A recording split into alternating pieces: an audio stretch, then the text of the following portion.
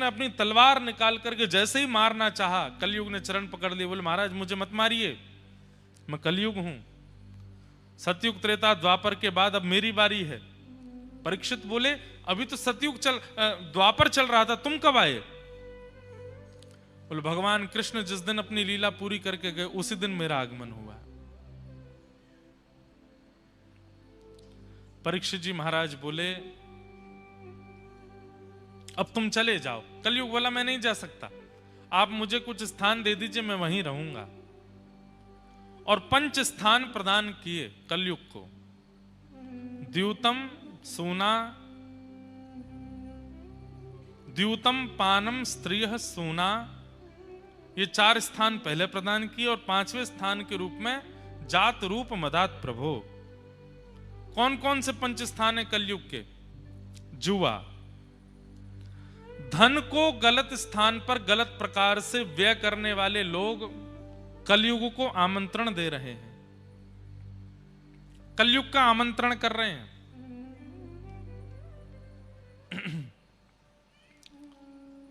इसलिए धन कहां व्यय होना चाहिए, कब व्यय होना चाहिए, कैसे व्यय होना चाहिए, उसका विचार करना चाहिए आपको। गंभीर प्रसंग है, ध्यान से सुने।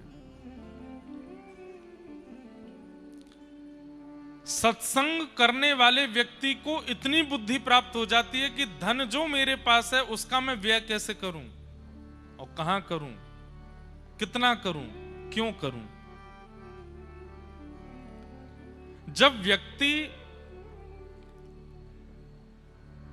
जबरदस्ती अपनी इच्छाओं की पूर्ति के लिए धन व्यय करने लगता है, वही व्यक्ति पापगामी होने लगता है। इतने में हमारी इच्छा पूरी हो रही है, इतने में सब कुछ बढ़िया चल रहा है, पर कई लोग एक्स्ट्रा में अपनी इच्छाओं को और प्रकट करके अपने धन का मद करके, अरे बहुत पैसा है, ये भी करो, ये भी करो, ऐसे लोग ही फिर पाप के मार्ग पर पापगामी हो जाते हैं। अब तुम तो बस इतना बताओ कितना लगेगा, पैसे की चिंता मत करो, हम करते हैं ना। अपनी इच्छाओं की पूर्ति के लिए, अपने शौक के लिए, अपने ऐश्वर्य के लिए, जो इस प्रकार धन को कभी कभी अपना दास मान लेते हैं कि अरे हम पे तो बहुत है, बताओ तो सही कहां लगाना है, ऐसे लोगों का धन ही उनकी बुद्धि विकृत करता है आगे चल के। इसलिए धन के प्रति कभी ऐसी भावना मत रखना, हम पे तो बहुत है, हम तो ये कर देंगे, वो कर देंगे, ऐसा कर देंगे। अपनी इच्छाओं के लिए, सुखों के लिए, व्यंजनों के लिए, ऐशो आराम के लिए कभी भी इस प्रकार धन का व्यय मत करना। हाँ, गौ सेवा की बात आवे, अनुष्ठान की बात आवे, भगवत सेवा की बात आवे, कुछ अनाथ बालकों की सेवा की भाव आवे, वृद्धाश्रम में सेवा की भाव आवे, कहीं भी सेवा के भाव में आवे, वहां बढ़ चढ़ के आना चाहिए। हम लोग उल्टे हैं, इच्छाओं की पूर्ति के लिए, ऐशो आराम के लिए हम ये कह देते हैं अरे तुम तो बस बताओ कितना चाहिए, हम देते हैं ना। और जब सेवा की बात आती है बोले इतना ही ले लीजिए, अब इतने थोड़ी लगते हैं सेवा में, इतने से ही हो जाता है सब कुछ।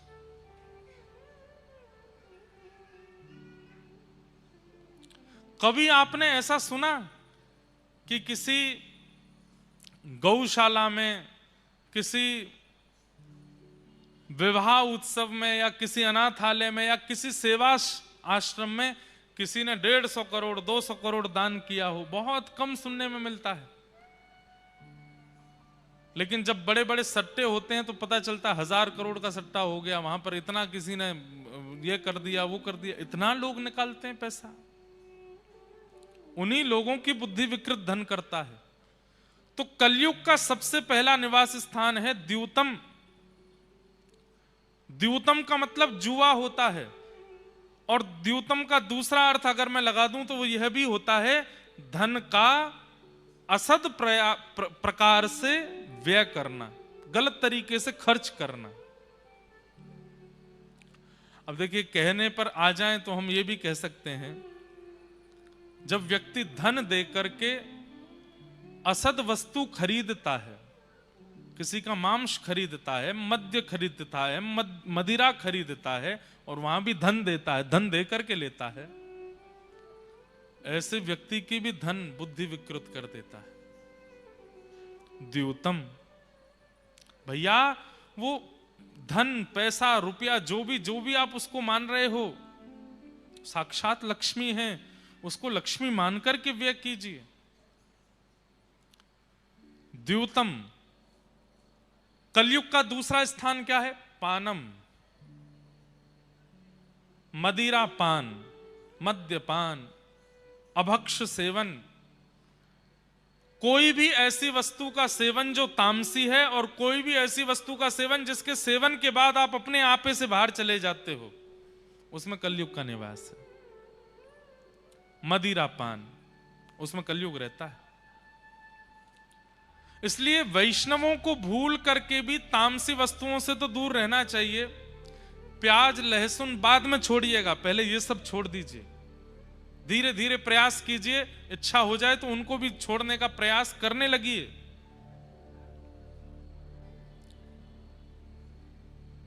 मद्यपान, ये तो करना ही नहीं चाहिए। द्यूतम पानम। तीसरा आता है पर स्त्री पर पुरुष संग। पर स्त्री और पर पुरुष के प्रति दृष्टि नहीं रखनी चाहिए। यदि रखते हैं तो उससे भी कलयुग का प्रभाव पड़ेगा। और अंतिम स्थिति, चौथी स्थिति बताई, सूना, जबरदस्ती लड़ाई करना। किसी ने कुछ कह दिया आपके बारे में, आपके सामने नहीं कहा, किसी सभा में 4 लोगों के बीच में कुछ कहा, अब आप ढूंढ रहे हो मुझे मिले तो सही, बताता हूं मैं उसको। मतलब लड़ने के लिए तैयार बैठे हो। अरे ठीक है, उसका मुंह, उसकी बातें कह दिया, छोड़ो, जाने दो।